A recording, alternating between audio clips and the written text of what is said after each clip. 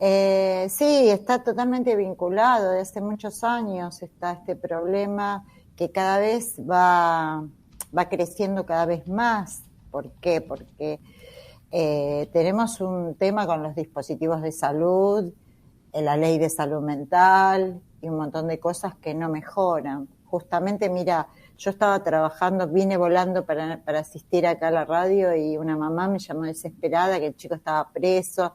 No sé cuál fue el problema, pero sé que lo tenían en una comisaría. Es decir, el consumo es lo que lleva al chico a, muchas veces, muchos padres lo dejan en situación de calle, delinquen y terminan presos. Y ellos mismos lo dicen, que es cárcel, muerte, si no se atiende este tema.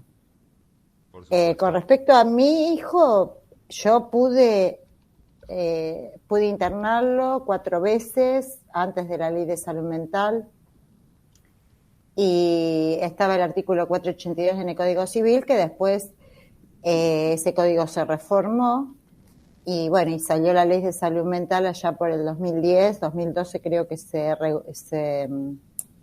reglamentó.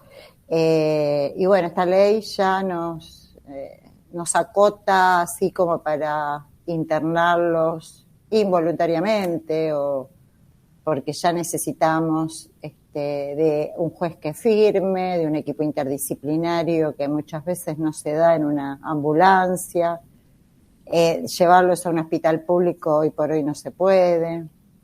O sea, esta ley tiene cosas buenas, pero tiene también esa falta de atención para el adicto que está dentro de la ley de salud mental.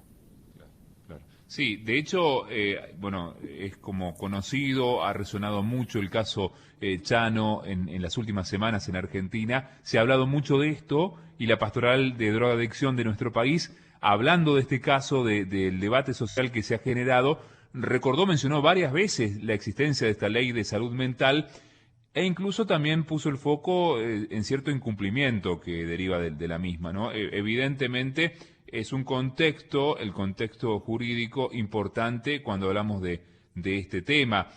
Bueno, le voy a preguntar también a Natalia esto, ¿no? Vos tenés mucha experiencia en esto, trabajás desde tu profesión, desde la psicología, recuperando a personas que han caído en las adicciones. Y como le preguntábamos a Isabel, el vínculo es casi natural, ¿no? Que se da entre consumo bueno, la cárcel. Sí, sí. Hay un cambio en la mirada que se está dando progresivamente. Coincido con un montón de cosas que dice María Isabel en esto de que los dispositivos no alcanzan. Se propone que los hospitales sean monovalentes y no sucede, ¿no? Entonces, si vos llevas a una persona con consumo a un hospital, no es atendida si tiene justamente o si se detecta que tiene consumo. Hay muchas cosas que se están peleando día a día para ese cambio porque los recursos son pocos, ¿no? Quedan cortos los recursos.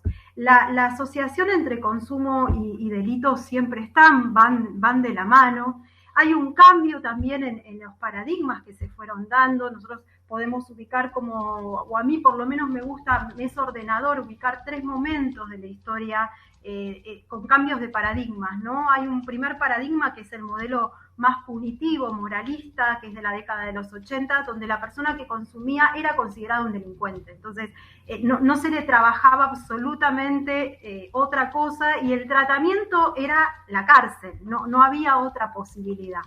Luego, en la década de los 90, y sin dejar de atrás el modelo punitivo, porque al día de hoy siguen apareciendo situaciones, yo tuve un caso hace 2 días, de hecho, con una situación que era bien del modelo punitivo.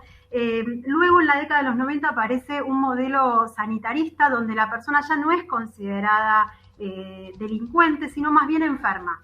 Y se lo tomaba más bien con una cuestión orgánica y nada más. Y actualmente apareció una de las poquitas cosas, digamos, que podemos decir que deja o hace pensar la ley Jacob, que es una ley que se desprende de la ley de salud mental en materia de adicciones, que es empezar a tener una mirada integral. Entonces ya no se hace foco en la sustancia como el demonio mismo, sino más bien en la persona que consume. Y la llegada al consumo es efecto de algo, es efecto de una historia, de un contexto, de una red de contención que está ausente tal vez o no, de un montón de problemas que transita esa persona y que por algo llega al consumo. Y que cuando llega al consumo, por supuesto, da nuevos efectos, ¿no? Y empieza ahí una cuestión circular.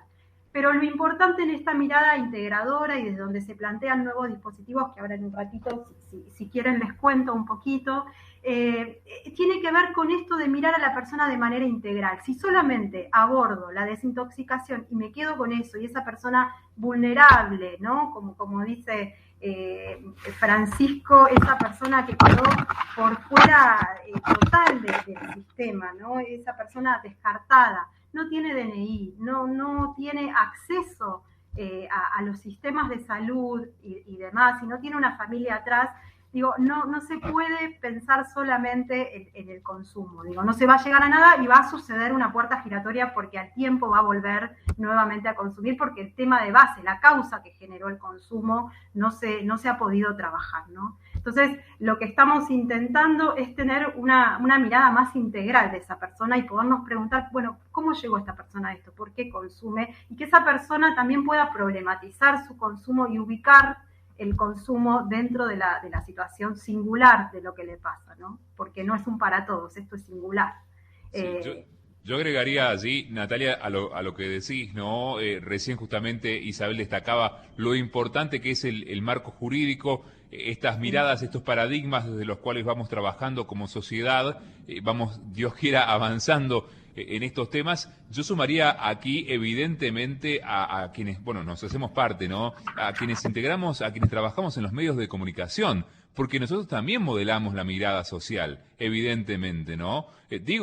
Recién poníamos un ejemplo, lo decimos así, son 5 letras, Chano, Piti Álvarez, si querés hablamos de él. Hoy, por ejemplo, la noticia sobre Piti Álvarez se desconoce cuál es su situación jurídica, y a veces la mirada de fondo quizás no es la mirada integral y el paradigma que recién mencionabas, Natalia, ¿no? No hay preocupación por la persona, por cómo llegó a esa situación, por cómo ayudarlo y por cómo lograr un beneficio social para todos, sino a veces desgranamos y nos quedamos, tenemos una mirada totalmente sesgada de la realidad, ¿no? Quizás estamos en el primero o en el segundo modelo, pero lejos del tercero. Y somos grandes opinólogos también, ¿no? Yo lo pensaba también con Chano, con el Piti, pero también, de los casos que acompañamos, y seguro que hay una madre que no está presente o un padre que no está presente, tendemos a la estigmatización constante sin preguntarnos qué hay detrás. El caso de Chano, hay una patología de base. Yo no me quiero meter igual mucho en ese tema porque creo que hay mucha gente que está muy cerca del caso y demás, y no quiero formar parte de esa red de opinólogos, pero en el caso de Chano hay una patología de base atrás, no es un delincuente.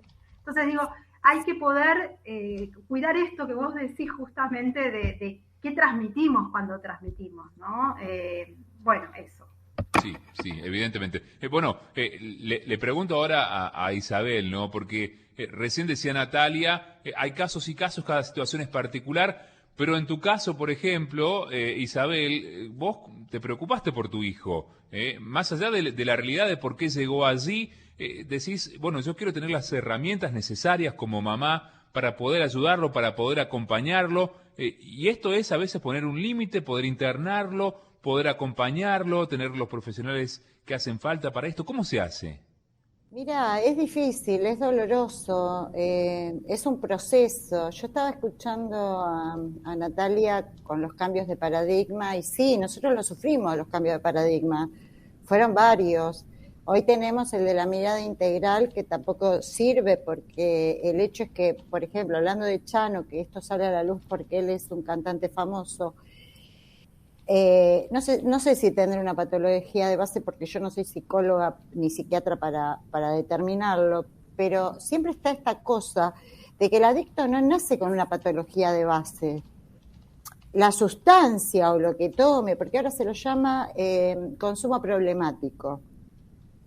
La verdad es que sí, porque uno para lidiar con una persona, como me estás preguntando vos, a mí me costó mucho poder resolverlo, poder ir a un lugar y no es mágico, porque no tenés una receta que te dice acá va a ir y se va a solucionar y va a dejar de... No, él tuvo 4 internaciones, de las cuales las primeras recaían, y la primera fue en contra de su voluntad, porque si no, yo sabía que se moría, o sabía que me lo iban a matar. Entonces, hablemos claro, cada hogar es un mundo y cada situación y cada organismo es diferente y cada chico lo padece distinto, pero en estas cosas son casi similares todos, porque todos hay como un abandono de persona que no se la puede llevar a ningún lado. ¿Por qué? Porque ahora, bueno, él le preguntan si se quiere internar, obviamente, a veces ellos piden ayuda y después dicen no a la semana y se van, porque toda esa puerta está abierta. Entonces hay un tema que está, ¿cómo te puedo decir? Que está dentro de nuestra Constitución, que la vida tenemos que cuidar, pero no se está haciendo en los hechos, porque hoy por hoy es muy difícil encarrilar, o yo digo encarrilar porque soy una mamá, pero no sé, no es la palabra, encauzar una vida para que tenga el fruto de por lo cual vino a vivir acá en la tierra, ¿me entendés? Dignamente. Y a mí me costó muchísimo y lo logré, gracias a Dios. Pero también hubo voluntad de parte de mi hijo de poder también salir de esto. Y es un tema, por eso digo, es muy complejo. Sí, sí, me parece que claramente aquí, como recién lo decías, Natalia, hay que identificar a las personas que han caído víctimas del consumo problemático de drogas, en su vulnerabilidad, en que los vamos descartando, en que necesitan de su familia, a veces ni siquiera pueden expresarlo claramente. Bueno, ¿cómo se acompaña esto? Y nos dijiste, nos vas a dar, como digo, en este modelo integral, algunas pautas de lo que es, por ejemplo, el plan y la ley IACOP. ¿De qué se trata esto? Mira, a partir del surgimiento de la Ley de Salud Mental y Adicciones en el año 2010, con su decreto y su reglamentación en el año 2013, y a partir de 2 artículos específicamente, que es el artículo 3 y el artículo 4, donde lo que se pide justamente es poder mirar de una manera integral a la persona que consume, teniendo en cuenta justamente los componentes históricos, el contexto cultural, biológico, psicológico, etcétera, y un artículo 4 que justamente lo que viene a reconocer es o habilitar a la persona que la persona que consume tiene un problema de salud y sea considerado en las distintas obras sociales y medicinas prepagas, ¿no? Porque digo esto, nosotros trabajamos con una población extremadamente vulnerable, pero el consumo atraviesa absolutamente a todos. Y esto en la Ley de Salud Mental, en el artículo 4, habilita a que justamente el tema del consumo sea tratado. Esto hoy, como dice María Isabel, está todo muy bonito en la ley, no se cumple, claramente, ¿no? Desde Cedronar vivimos llamando muchas veces a la Superintendencia de Salud para exigirles que ellos exijan al mismo tiempo la atención de las personas. Esto en el caso de cuando hay obra social y medicina prepaga. Imagínate cuando no lo hay, ¿no? Esta población más vulnerable de la que muchos vamos sosteniendo de a poquito, artesanalmente, te diría. Bueno, a partir de esta ley, para no irme por las ramas, surge la ley IACOP en el año 2014, que es un modo que tiene el Estado de responder en materia de adicciones a la ley de salud mental. Y esto sucede en el año 2014. A partir de eso, y para poder llevarlo en acto, el Estado, a través de Cedronar, reconoció espacios territoriales que no venían siendo reconocidos y que no entraban en el reconocimiento del Ministerio de Salud porque no cumplían las normas que cumplían las comunidades terapéuticas, y se empezó a reconocer el acompañamiento de estos espacios, de estas casas de atención y acompañamiento comunitario, que está integrado por grupos de organizaciones sociales y la Iglesia. Actualmente yo formo parte de lo que son los Hogares de Cristo, que empezaron en el año 2008 con el padre Pepe Di Paola y los curas villeros. Se armó el primer Hogar de Cristo en la Villa 2124, de la mano de aquel momento era el cardenal Jorge Bergoglio, que acompañó todo el proceso de creación de este espacio. Hoy actualmente son 200 Hogares de Cristo que hay en todo el país. Y si sumamos el resto de las casas, con las organizaciones sociales y demás, suman aproximadamente 350 que están reconocidas por Cedronar. Particularmente, lo que se trata es justamente de poder acompañar a la persona que no tiene a nadie, ¿no? María se ha ocupado de su hijo como de tantos otros hijos del corazón que van acompañando, pero hay un montón de caídos y descartados que van quedando a lo largo del país, digo, como no estamos hablando acá de la ciudad de Buenos Aires, estamos hablando de todo el país. Y bueno, desde los hogares de Cristo se aloja a estas personas, hay distintos tipos de modalidades, está en la modalidad residencial, que como dice María Isabel, por la ley nunca puede ser cerrada, son abiertas, pero lo que se busca es llegar a la persona y justamente tratar de problematizar el consumo, generar una demanda de tratamiento y poder acompañarla. El lema de los hogares de Cristo es recibir la vida como viene, así, como está, sin red. Nos pasaba muchas veces en las comunidades terapéuticas que si la persona no tenía una familia, una red que acompañe, no nos lo recibían. Y acá lo que se trabaja es la vida como viene, como llega, ¿no? Y si cayó preso, se lo acompaña, se acompaña a la familia, se lo acompaña económicamente con un bolsón de comida, bueno, distintas formas de poder trabajar el tema del consumo y poder acompañar esos procesos, ¿no? Un poquito eso.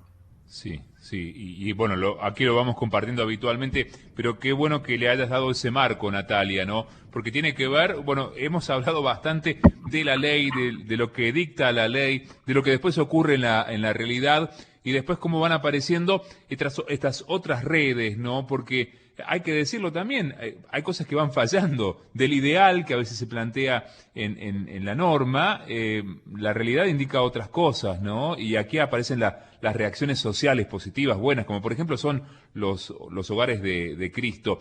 Isabel, bueno, desde tu experiencia, ¿acompañás a otras madres, a otros padres, a otros familiares? Habrá abuelas, abuelos, tíos, allí seguramente personas, amigos a lo mejor, que dicen, yo tengo a fulanito, a Pepito, que es víctima de todo esto, que ha caído en adicción, el Paco, lo que fuera, y estoy en una situación límite, estoy con la cabeza explotada, él también, no sabemos qué hacer, reboto contra una obra social, voy contra la Superintendencia de Salud, le pido al Estado, le pido a un juez.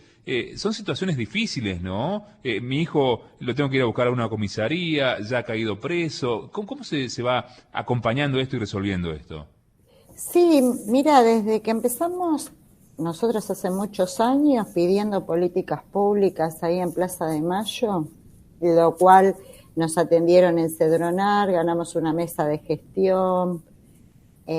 Las madres nos fueron preguntando qué hacer en el día a día. Muchas llegan ya con muchos años, los chicos en estado ya de consumo de muchos años. Entonces tratamos de ayudarlas, de orientarlas, porque no es solo que el chico tiene que ir a una terapia o tiene que ir a un lugar donde se lo trate, sino que la familia también tiene que hacerse cargo, porque decíamos el otro día, a veces existe la coadicción, a veces el chico puede hacer un tratamiento en una comunidad terapéutica y si los padres no están preparados o aquel que convive con él preparado para recibirlo nuevamente en su casa, y esto tiene que ver con cambios de hábitos, con un montón de cosas que se tiene que hacer, no culpa, porque siempre la madre siente culpa, y no, esto no es así. Creo que tiene que rever qué está pasando en esa familia, qué son las cosas que pasaron para que eso haya sucedido, ¿no? Y sí, aconsejamos mucho a los padres y tratamos con los padres a hablar mucho. Y si ya nosotras desde nuestro lugar no podemos, mandamos a que hagan una terapia como corresponda, en lugares públicos donde la puedan atender. Bueno, ahora esto con la pandemia, ahora se nos desajustó un poco las cosas, pero sí necesitamos, o sea, que la familia también tenga esa contención y sepa cómo actuar y tener esas herramientas. Pero es mucho trabajo, o sea, no es hoy le hablo y ya está.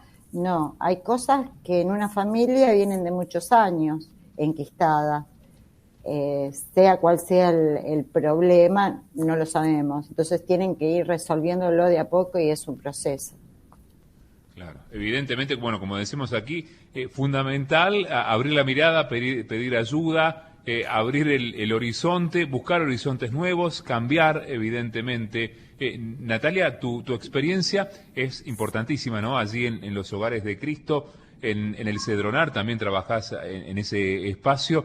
¿Hay recuperación? Por allí nos están escuchando personas que conocen o hasta que a lo mejor han caído víctimas del consumo de las adicciones, de las drogas, y dicen, ¿hay recuperación o es un infierno sin límite?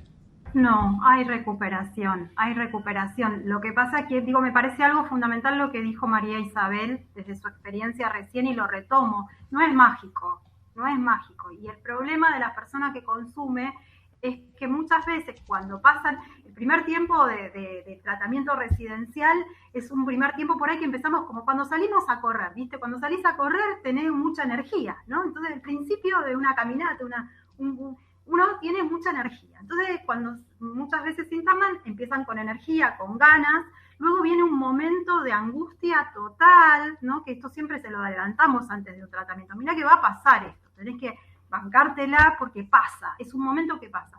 Y luego viene un tiempo en que se empiezan a sentir mejor y empiezan a ver los efectos de no consumir durante ya 2 meses o 3 meses. Muchos quizás es la primera vez durante muchos años. Yo hace poquito estoy acompañando a un chico que empezó a consumir a los 13 y ahora tiene 31. O sea, vos pensás lo que significan 2 meses sin consumo en esa persona, se encuentra con una persona nueva, porque se dejó a los 13 años y ahora tiene 31, ¿no?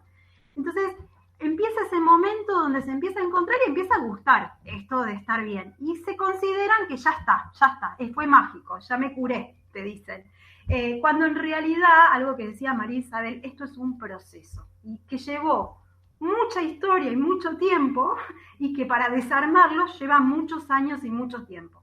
A mí particularmente en lo personal, cuando vuelven a consumir, no me gusta hablar desde recaída porque sienten mucha frustración. Entonces trato de trabajar con las personas el tema de que, que es parte del proceso, que no estuvo bueno volver, pero que es parte del proceso, que démosle una oportunidad y podemos repensar y ubicar qué fue esto de volver esta vez a consumir, ¿no? Después de tanto tiempo sin consumo en ese tratamiento. Y ahí es donde uno encuentra que te dicen, tenías razón, no estaba curado, ¿no?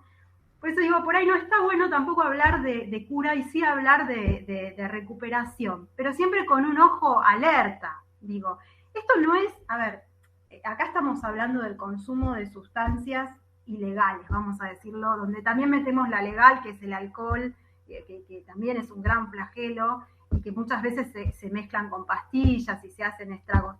Pero nosotros también ubiquémonos ahí dentro de una sociedad muy consumidora. Quizás no de esas sustancias que nos hacen mal, pero siempre estamos metidos dentro de una sociedad muy consumidora. Entonces también ahí todos tenemos que repensarnos en nuestras conductas compulsivas, que tendemos a tener, y la población que consume sustancias psicoactivas no está por fuera de eso. Entonces, ahí también muchas veces cuando pensamos los tratamientos, pensémonos también desde nosotros, que estamos metidos también en un círculo de consumo constantemente, ¿no? No sé si respondo, Néstor, a tu pregunta. Sí, claramente. Sí, y bueno, voy a recordarle a los oyentes, hoy estamos en este espacio de Pastoral Carcelaria Sin Fronteras, hablando no solamente de lo que se realiza desde esta pastoral, de hecho ustedes forman parte de la misma, sino que hoy ponemos el centro, el foco en el consumo problemático de sustancias. Hoy nos metemos de lleno en este tema. Vamos, si les parece, les pregunto a las dos, a Isabel y a Natalia, si les parece vamos a compartir un tema musical, vamos a hacer una pausa y ya seguimos hablando de esto. Es posible, recién lo decías Natalia, Isabel también nos decía cuánto trabajan, ¿no? Acompañando a otras familias, a otros padres, a otras madres, con sus hijos también, en esta lucha casi sin cuartel, pero es posible, hay que hacer estos procesos. Vamos a la música y ya continuamos. Te quiero contar esta gran noticia de poder luchar contra la injusticia. Te quiero pedir que salgas corriendo para ayudar al que está sufriendo. La vida como viene, vamos a recibir y dar al que no tiene esperanza la fuerza para vivir. No podés quedar de brazos cruzados y solo mirar al que está tirado. Con mucho cariño tenés que acercarte, dale que podés salir adelante. La vida como viene, vamos a recibir y dar al que no tiene esperanza la fuerza para vivir. Vos no te olvides quienes te acompañan, María y Jesús, ellos no te engañan. Hagamos lugar en la gran familia, que la vida viene y hay que recibirla. La vida como viene, vamos a recibir y dar al que no tiene esperanza la fuerza para vivir. La vida como viene, vamos a recibir y dar al que no tiene esperanza la fuerza para vivir.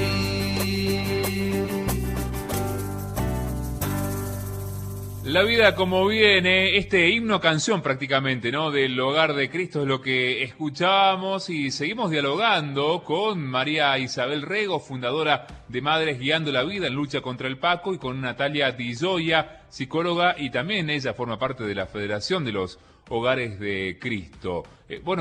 A ver, esto también es importante, ¿no? Isabel, quienes nos están escuchando de pronto allí en el área metropolitana de Buenos Aires o en la provincia de Buenos Aires, quienes quieran recibir ayuda, acercarse a ustedes, ¿dónde los encuentran? ¿Tendrán algún lugar físico, alguna forma de vincularse? Sí, nosotros estamos en Avellaneda, provincia de Buenos Aires, Sarandí. Nuestro lugar está en la calle Dorrego 2780, pero por causas de la pandemia ahora se están haciendo grupos por medio de Zoom y esas cosas, de lo cual los chicos hacen y arman todo eso, lo suben a una página que es Madres Guiando la Vida, y por ahora, hasta más adelante, ver qué pasa con esto de la pandemia.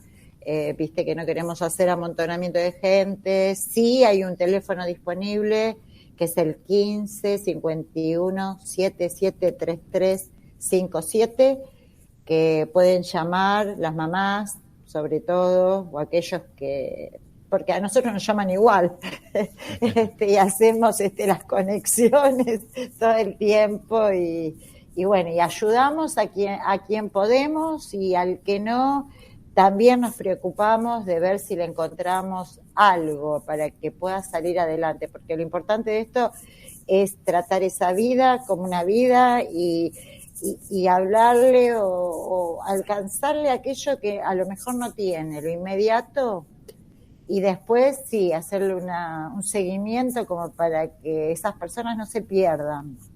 Porque siempre yo digo, para mí no hay casos perdidos, ¿viste? A mí a veces me dicen, no, porque aquel es un caso perdido.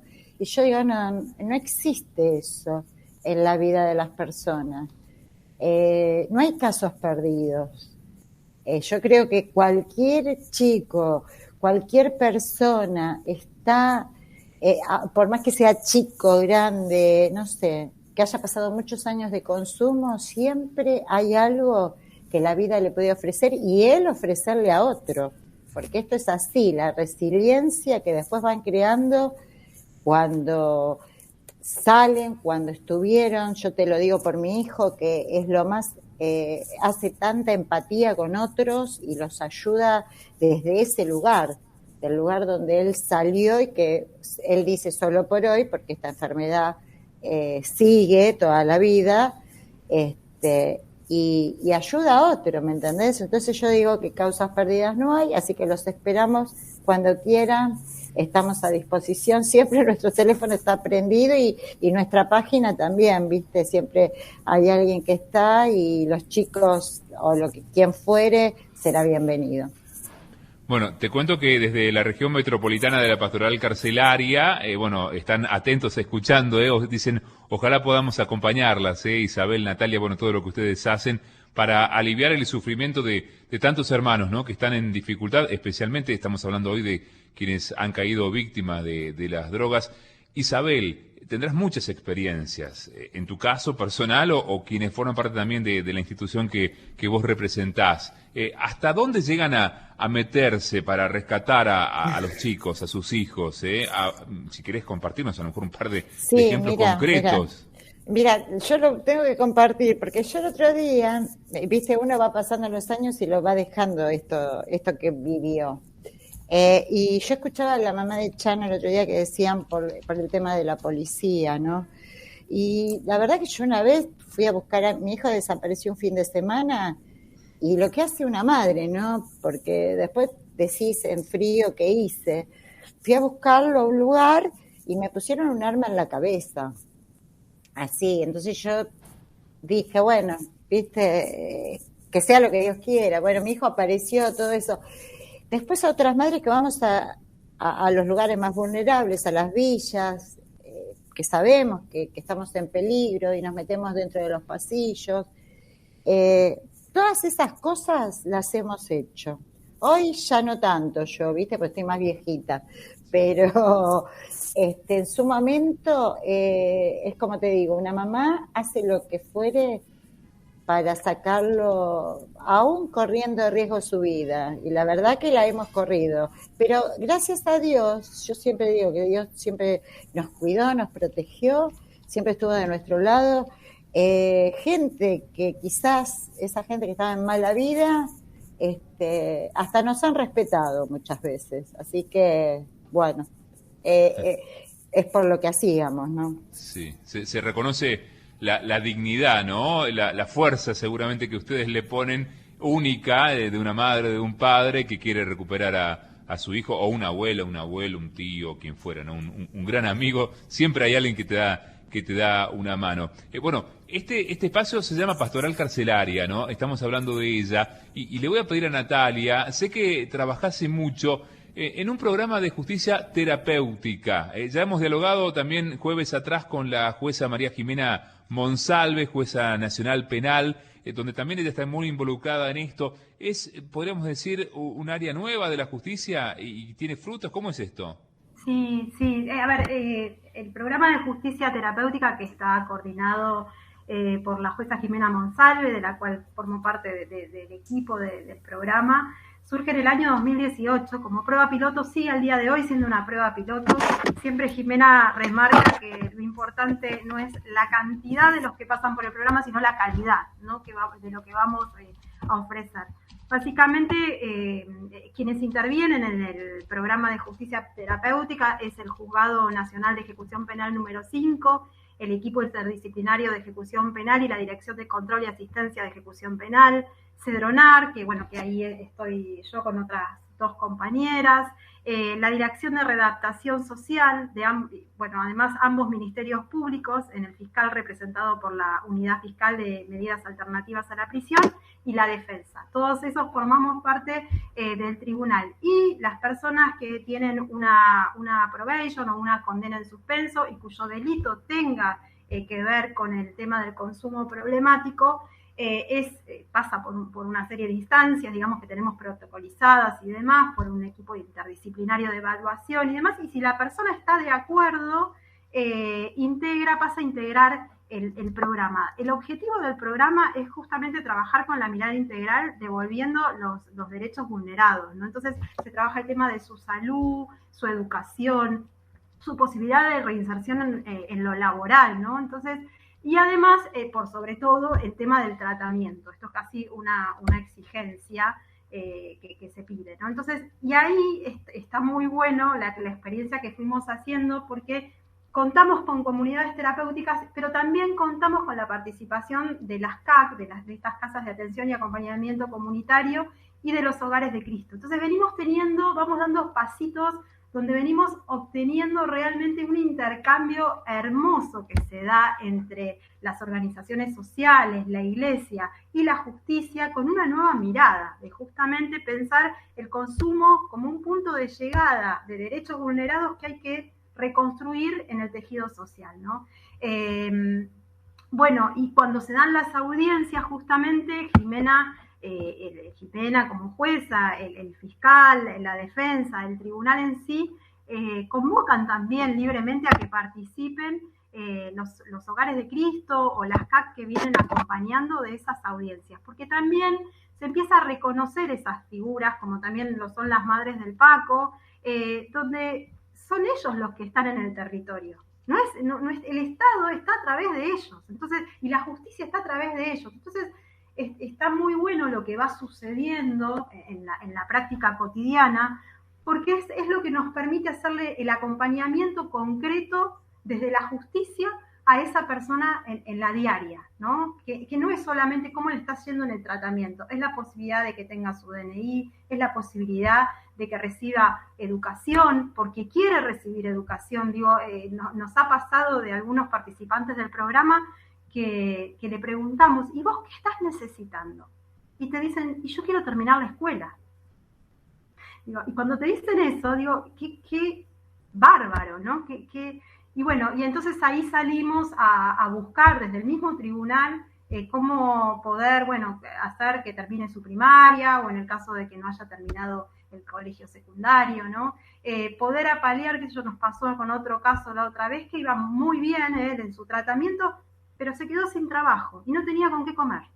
Entonces enseguida buscamos un dispositivo para que le diera su bolsón de comida y ver nuevamente cómo ayudamos a que vuelva a meterse en el sistema laboral, que es bastante, es bastante perverso en algunas cosas, porque si la persona delinquió o tiene rastros de consumo o tiene causa judicial abierta, al mismo tiempo muchas veces se vuelve un factor excluyente para lo laboral. Entonces, bueno, ahí estamos todas las partes que integramos el programa, con la gente del equipo de readaptación social y demás, tratando de buscar justamente esas posibilidades laborales y tratar de que el circuito no se cierre, ¿no? Sino que podamos avanzar desde esa mirada integral. Así que el programa de justicia terapéutica también nos abre la puerta a empezar a ser escuchados y escuchadas por otros jueces que siguen teniendo esa mirada de que la persona que consume es un delincuente, ¿no? Y esto es muy importante, porque digo, si esa es la mirada, no salimos nunca más de ahí. Y es muy contradictorio al mismo tiempo, porque le pedimos a la persona que, a ver, te doy una condena en suspenso o salís con una probation, pero la obligación es que hagas terapia. ¿Y con qué se paga esa persona la terapia? Y va a un hospital público. ¿Y quién le va a dar terapia a esa persona? Digo, muchas veces los dispositivos justamente vienen a cubrir esas deficiencias que hay en el sistema, y bueno, ayudan con eso. O en el caso de las madres del Paco, que lo mismo, ¿no? Por ahí, al ser una agrupación, son escuchadas en distintos sectores, a diferencia de que si va la persona sola no va a ser atendida y nada, no va a poder acceder tan simplemente al servicio que necesita, ¿no? Así que bueno, un poco esa es la experiencia en justicia terapéutica, que ojalá deje de ser piloto y sea tomada por otros juzgados también, porque es una gran oportunidad y es también la posibilidad de empezar a escucharnos también entre las disciplinas, ¿no? Ya sea la disciplina legal, la disciplina psicológica, la disciplina de salud, que podamos entender que la persona es una, no es 20 partecitas, ¿viste? Como cuando vas al médico. El traumatólogo te mira solamente lo traumatológico, el odontólogo te mira solamente... Y acá tenemos que entender a la persona como una persona que sufre y es una, ¿no? Un poquito de eso. Bueno, aporta mucha esperanza, evidentemente, ¿no? Ojalá, como dijiste, y acá habrá que ir, acotando, tomando nota de los resultados en la medida que vayan apareciendo para que este programa de justicia terapéutica se vaya expandiendo a otros espacios de la justicia en Argentina, porque aporta realmente muchísima esperanza. Ana, les cuento, desde San Miguel de Tucumán nos está escuchando. Gracias por este espacio. Quienes padecemos el flagelo de las adicciones tenemos que hacer sanación en familia. Yo como mamá, dice Ana, he sentido y aún a veces todavía siento mucha culpa, ¿no? Esto que decías, Silvia, lo comparte Ana. Por gracia de Dios, después de estar yendo a hospitales y a otras entidades, me encontré con el grupo Esperanza Viva en Tucumán. Es un grupo para familiares y para caminantes. Así los llamamos a quienes están intentando dejar de consumir. La verdad que admiro el trabajo que hacen. Dios los bendiga siempre. Cierra el mensaje Ana Romano desde San Miguel de Tucumán. Gracias, Ana. Ana es un reflejo de, como vos, Isabel, de cuántas personas que dicen, yo lo más grande que tengo, lo mejor que tengo es mi familia, mis hijos. Y si uno de ellos ha caído en desgracia, quiero acompañarlo, quiero ayudarlo, ¿no? Es el ABC, me imagino, ¿no? De lo que hacen ustedes también en la fundación. Sí, claro. Mirá, él es mi hijo mayor y yo después tuve 3 nenas, o sea, 3 mujeres. Alguien una vez, en este peregrinar de querer, viste, llevarlo allá, llevarlo acá, donde pudiera, para que él pudiera hacer ese clic en la cabeza y recuperarse, me decía, pero vos tenés otros hijos, pero le digo, si uno anda mal, toda la familia va a andar mal, entonces tengo que ir por el que está mal, y obviamente no abandonar a los que estaban conmigo, que eran mis hijas, pero en una familia a veces no se comprende eso, ¿viste? Es muy difícil llevarla porque a veces la mamá, ¿viste? Tiene que hacer de todo, trabajar, salir, venir, ocuparse de uno, ocuparse del otro, entonces lleva su tiempo, pero yo lo que digo es que no hay que bajar los brazos, hay que seguir, hay que buscar, porque si a mí me dio resultado ir a tal grupo de autoayuda o de lugar, bueno, ahí me quedo. Si voy al otro, y bueno, a lo mejor ahí también me resulta. Creo que hay que buscar donde uno se sienta bien, donde uno pueda empezar a hablar de lo espiritual, viste que se dejó de hablar mucho, el estar en paz, el buscar un lugar donde poder pasar estas horas, incluyendo las madres que hablamos entre nosotras para poder también salir de esta vorágine de la enfermedad.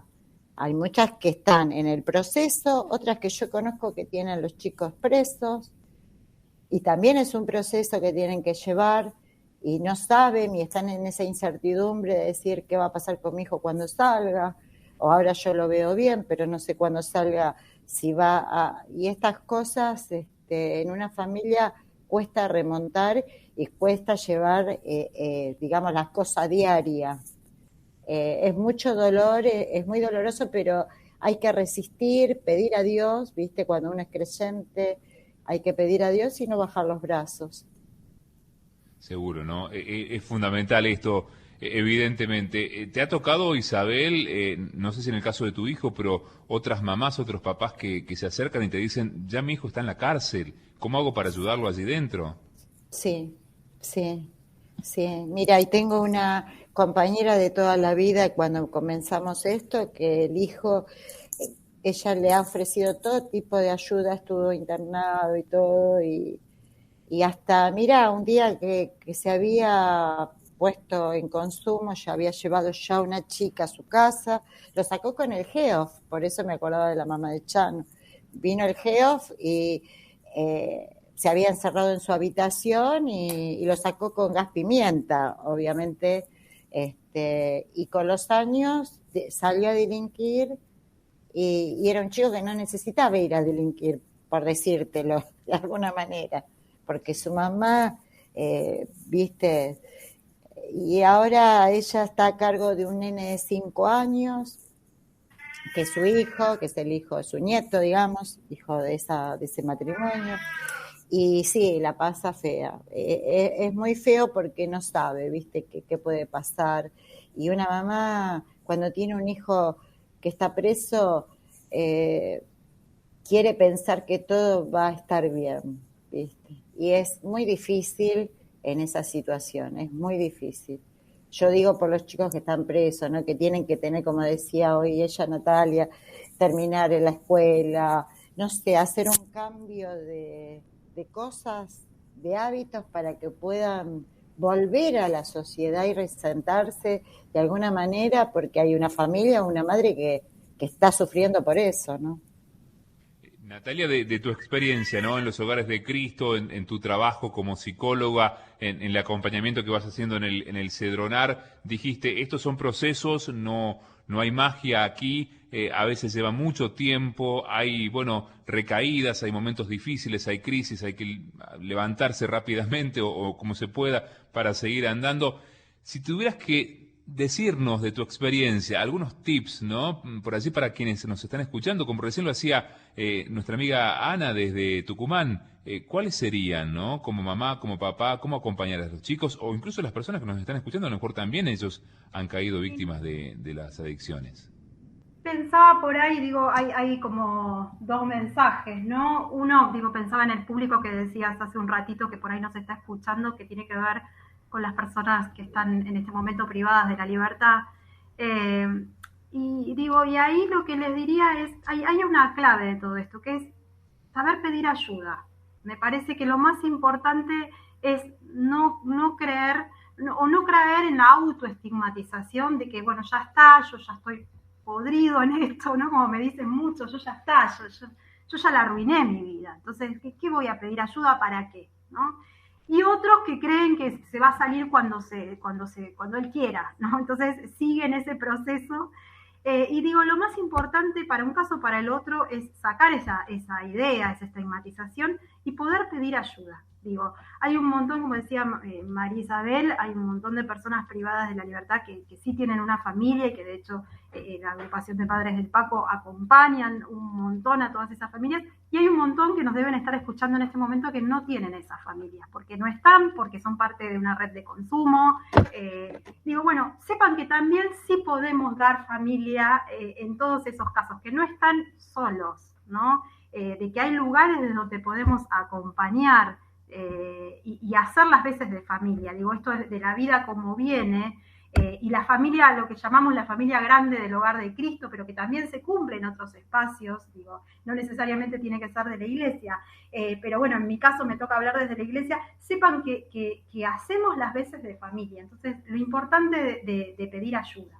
Y por otro lado, pensaba en el público de la familia, ¿no?, los que nos escuchan como familia, y ahí me remito a las palabras de María Isabel.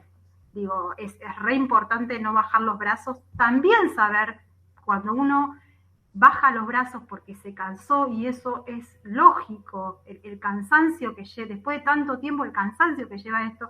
Y bueno, ahí también saber pedir ayuda, saber que hay otro grupo de madres u otro grupo de personas, de operadores territoriales que nos pueden ayudar en esos casos. Y ir a decirle, mira, no puedo más, no quiero pelear más, ayúdame vos a pelear, ¿no? Entonces, en esto, digo, el pedir ayuda, cosa que a veces nos cuesta, es muy importante, ¿no? Y que no necesariamente tengo que ir al psicólogo, digo, yo soy psicóloga, pero no necesariamente tengo que ir al psicólogo porque el psicólogo o el psiquiatra va a destrabar esto. Digo, para mí el trabajo es conjunto, y no es sin los operadores y las operadoras territoriales, y no es sin la gente que pasó por esto, ¿no? También. Me parece que ahí también tenemos que los profesionales de la salud corrernos un poquito y empezar a trabajar en conjunto. Es eso. Pero como consejo, Néstor, voy por ese lado, saber pedir ayuda, saber escuchar, saber escucharse y aceptar también que muchas veces esa ayuda que yo pido, que pido y que el otro me quiere dar, no siempre voy a escuchar lo que quiero escuchar. No siempre esa ayuda que me van a dar es la ayuda cómoda. Esto implica movilizaciones de uno, implica dejar cosas de lado, ¿no? No es aceptar la ayuda desde la comodidad, ¿no? Va a generar movimientos. Digo, esto tanto para la familia como para la red de contención, como para la persona que está privada de la libertad y que consume, o que consume y no está privada de la libertad, pero que por ahí va camino a eso. Es muy importante saber que el proceso no es de estar tirado cómodamente mientras los otros hacen por mí. Implica una energía propia de que va a llevar movimiento ahí, ¿no? Y que no siempre escucho lo que quiero, digamos, ¿no? Lo que quiero escuchar. Que a veces del otro lado también recibo, y esto María Isabel, la veo que se ríe y digo, sé que me va a dar la razón, que bueno, que a veces uno da sugerencias y da algunas indicaciones que, bueno, no son bien recibidas porque implican todo un movimiento. Pero si no nos movemos, seguimos en la misma. ¿Se entiende? Digo, bueno, por ese lado. Evidentemente.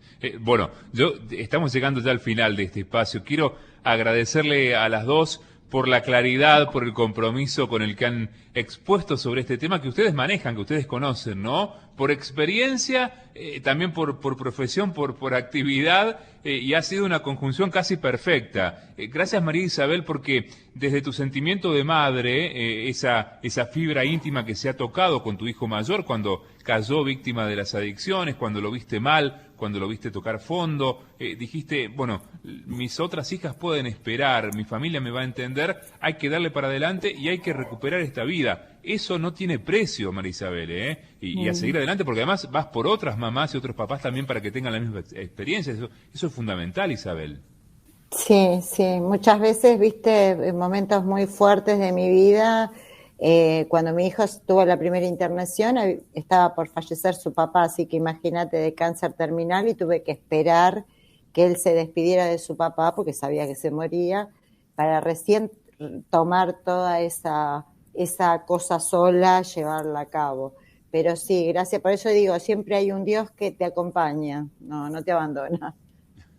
Es así. Y gracias también, Natalia, por lo compartido desde, como decíamos, tu experiencia y tu compromiso en esto de acompañar a quienes se están recuperando. Y bueno, muchísimas gracias, Néstor. También gracias, María Isabel, por el espacio compartido. Y me quedó dejarles también como alternativa para los que nos estén escuchando la línea de 141, que es una línea abierta a las 24 horas, los 365 días del año, es gratuita, de Cedronar. Siempre aclaro que funciona, porque tenemos la famoso 0800 que no funciona, pero este funciona. Hay compañeros y compañeras profesionales detrás de esas líneas. He trabajado en alguna época, por eso sé cómo funciona. Y también la página de los Hogares de Cristo, donde ahí la persona que esté ubicada, no importa el punto del país, puede ver justamente a dónde se puede acercar, esté donde esté, digo, en cualquier provincia. Y bueno, eso es muy importante. La página de Cedronar también tiene los espacios territoriales de primera escucha, a donde se pueden acercar constantemente, ¿no? Todo el tiempo, los 365 días del año.